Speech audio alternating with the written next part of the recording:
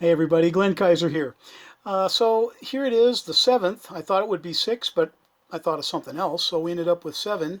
Maybe we'll add to it, who knows?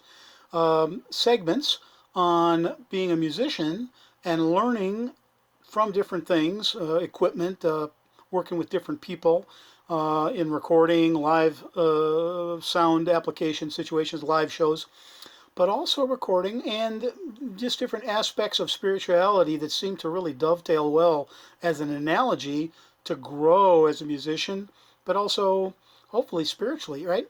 So here's the deal.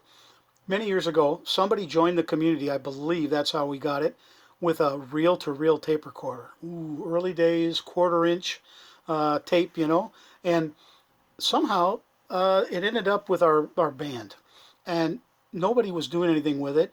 And I was writing songs, and I thought, man, it'd be so cool because I play drums and bass, guitar, sing, play harmonica, dulcimer, strings, different string stuff. I thought, what if I got that reel-to-reel recorder, plugged in a decent mic, and recorded the whole of a song? It's so much easier to express to the other musicians, what my idea is in res band and so forth. So, okay, I did. Well, sound on sound.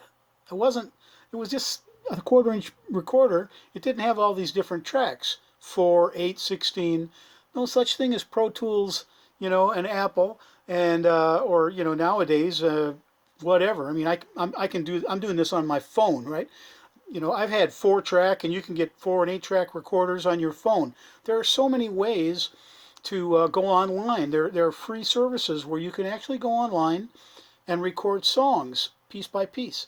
Well, I didn't have any of that. Sound on sound built up the noise and the hiss every time you added another track. And you'd have to start from the beginning and finish the song all the way out to the end, mistakes and all. Well, I'm the kind of guy that didn't want to have to repeat over and over. So, I would take one track, and if there were 4 or 5 botched notes or moments, whatever, so I'd back up, pick up the bass, play the solo stuff, and every time you add another track, you had to set the volume level of the 2 or the 3 or whatever.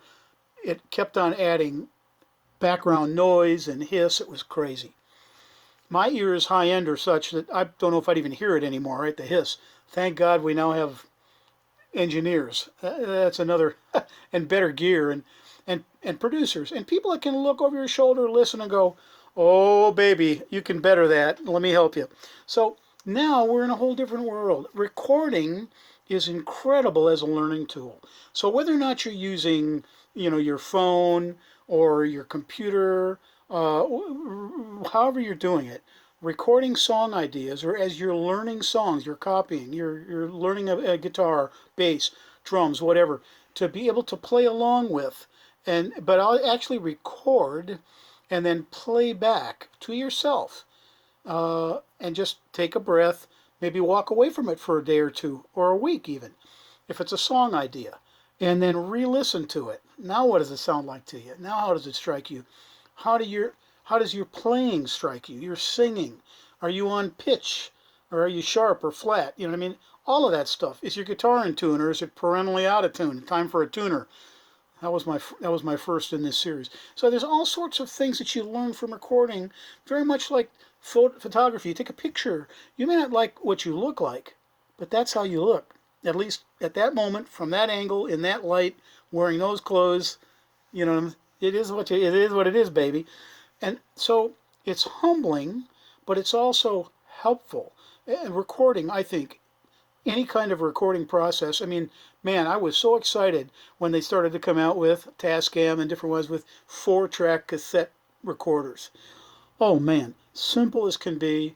So I'd play the drums. We had drum kits set up in a little studio, and res band days, as time went on, I was able to just go in myself, plug in a couple of microphones, try to get just enough sound so you could hear what was going on the various drums and cymbals and stuff without overdriving anything.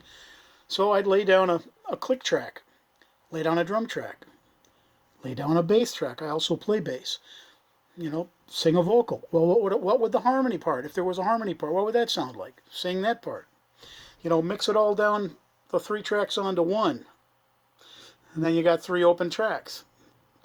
That's how I brought song after song after song to the band.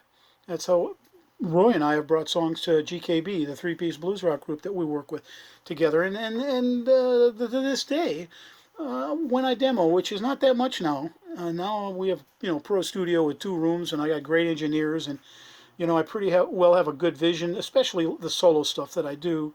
So it's a little quicker and a little different, but you learn. Well, how do you parallel that to spiritual growth and spirituality?